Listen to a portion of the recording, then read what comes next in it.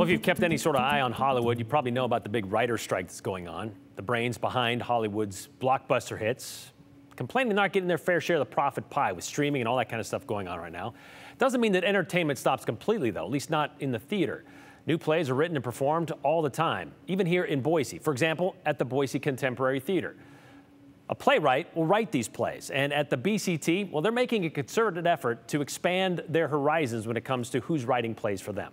This weekend marks the 3rd annual BIPOC Playwrights Festival, featuring work written and performed by Black and Indigenous people of color. Here's Andrew Bartline. There's a saying in the Boise Contemporary Theater. To provide a window so that our audience is allowed to see different stories being told. Different? You get what I'm saying? Yeah. The rehearsal today's behind a door kept closed. Even though I got 5 on it. But the conversation tomorrow, they're hoping it's open. Boom, boom, boom. Bridging the Gap. It's the title of a new play penned by Ladarian Williams. It deals with Black erasure and cultural appropriation through dance. You know, being from the South, you just learn to live with some of the ways. My father.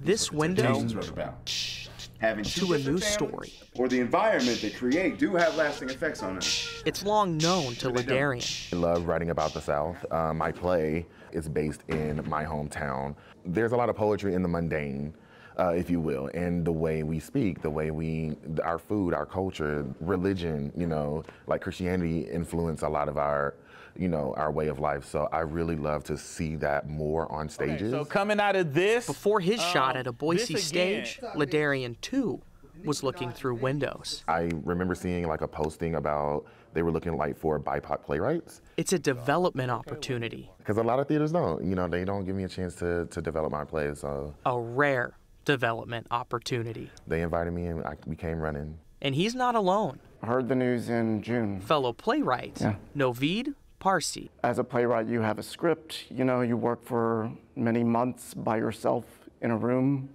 with just you and your computer. But a play is supposed to be spoken aloud and performed live with people all in a room together. That's such a gift to be able to have this time. Time Novid's using to confront the world. If there's a play or a story about domestic violence and it's a white family, we just see that as a story about domestic violence. If it's a play about Middle Eastern family, that violence is seen in a very racialized, ethnic lens. Because writers write about what they know. There is a certain added layer to that as a Middle Eastern writer, for sure. Consider the story beneath the story. And now it's affecting his children. Those realities I really don't think the older generation can be ignored behind a closed door. Now we're stepping back into time. But their art pushes back. And we're both doing them both times? Okay. It gives them value because they feel seen. Everybody wants to be seen. They want to feel seen and be heard and protected. The BIPOC Playwrights Festival started in 2021 after the Boise Contemporary Theater says they earned a $30,000 grant. Their goal is to continue that program years into the future, and they just have 2 playwrights this year. They hope to get that up to 10 in the future. Both playwrights also directly saying, Brian, that the opportunity in general is very difficult to come across, to have like a whole week dedicated to developing plays, all the actors in the same place, the director in the same place. A lot of them flew talented from where they came from and said, these are my people, we're here working together on it. It's cool to be behind the scenes a little bit, see how it all works out. Okay, so for the playwrights you spoke to today, when can anybody see what they're doing? This weekend, and we'll have a link on our website at ktvb.com. I think it's like $10, $15. I'm sure there's different levels of tickets, but it is this weekend. Awesome. All right, thank you very much, Andrew.